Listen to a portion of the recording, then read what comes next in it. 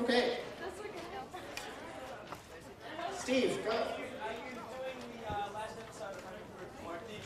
No, actually, I was back east looking at schools, and so unfortunately, like the whole timing thing didn't work out. They already shot it though, but you know they're doing a really interesting thing. Hey Barry, how are you? They're doing an interesting thing with it. You know, they're gonna do a couple different installments, and so I think the last episode, what I've heard, is gonna be pretty impressive. So. What was your big break in show business? Well, I'd say, you know, getting the TV series Home Improvement. You know, I had done some commercials and another series before that, but I'd say Home Improvement just because, you know, it was such a successful show. That was probably the biggest. That was the break.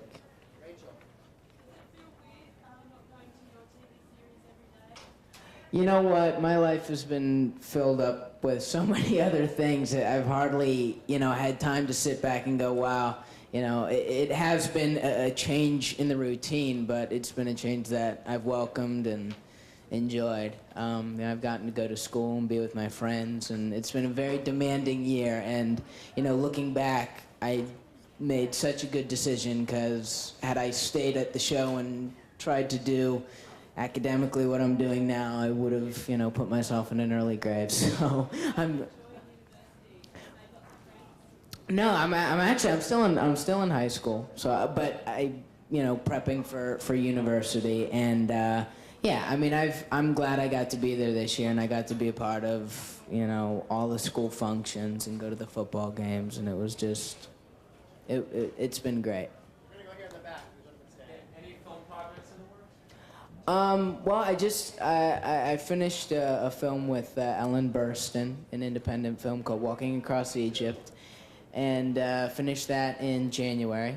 So, you know, we'll see. It's a great film, and, you know, I don't know what's going to happen with it. They're in the process of, you know, editing it and whatnot, but it was a really great experience for me, and, yeah, right now I'm just looking for a way to spend my summer. I don't know if I'm going to work or travel or whatnot, so we'll see.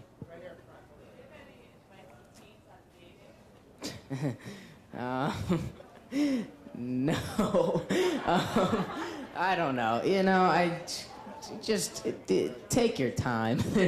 There's no big rush. You know, you see all these like 13-year-olds now and all these like skimpy tops, and it's just like, oh no. You know, it seems to like start younger and younger now, and it's kind of frightening. So just take your time. You got your whole life ahead of you for that kind of stuff.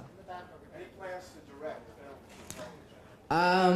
Yeah, nothing like concrete, but that's always been, you know, a goal of mine, and every time I go work on something else, I learn more and more, and eventually I'm going to put that into use. But right now, you know, it's a matter of finding the right material. I mean, I wouldn't want to, like, jump into, you know, Godzilla 2 or something like that. You know, I'd want to do something that I could handle and work my way up. And, yeah, I think it's a matter of finding the right material to make and something that I'm passionate about, and then taking it to someone who's willing to listen, so.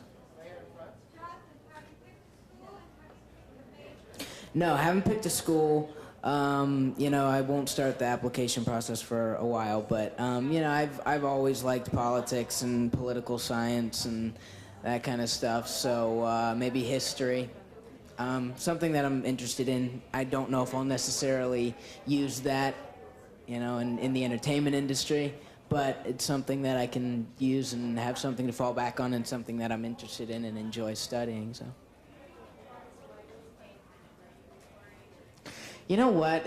I kind of go back and forth. On one hand, yeah, it really scares me because, you know, when you're doing school and you have to write a paper and you're on the internet trying to get information for your paper, and your computer crashes and you're sitting there at 2 a.m. ripping out your hair because you can't get your computer to work, you realize how dependent our society is on technology. And so from that standpoint, yes, Y2K scares me.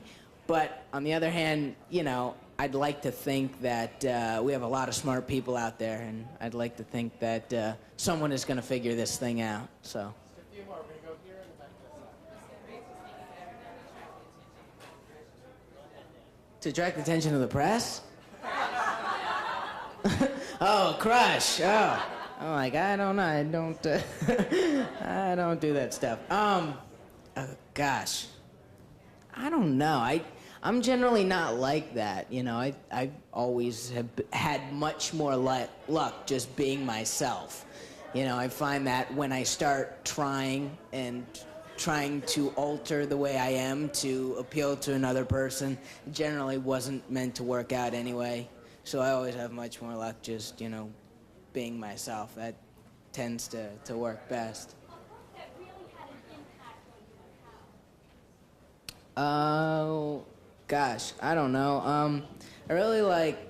I read Catcher in the Rye freshman year, and I think that's just, for every teenager, male, female, that's just a book that stands out, just because I think one can read that and identify with some part of it, you know, just that whole teenage angst, and it's something we all go through, and it's a book that will continue to transcend time, because whenever you live, whatever time period, whether it's, you know, 200 years from now, you'll be able to relate to that sort of insecurity and the craziness of the world, so.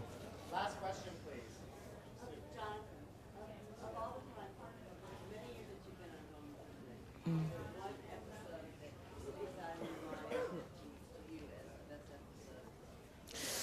Wow, that's really tough to say. I mean, I think that we've done a lot of really good work on that show over the years. But I don't know, I think for us, one of the episodes that we're most proud of is probably the one where, you know, my character ended up getting sick, or was possible that he might have cancer. And I think that was an episode we were proud of just because, you know, we got to go out there and not just do comedy. I mean, everyone knew we worked as a really, you know, we were a well-tuned comedy machine. We could do that, we had that down. And then to switch to drama and sort of like interlap those two in a single episode and have it received so well by the people, that was very rewarding for us. Thank you so much. All right, thanks, guys.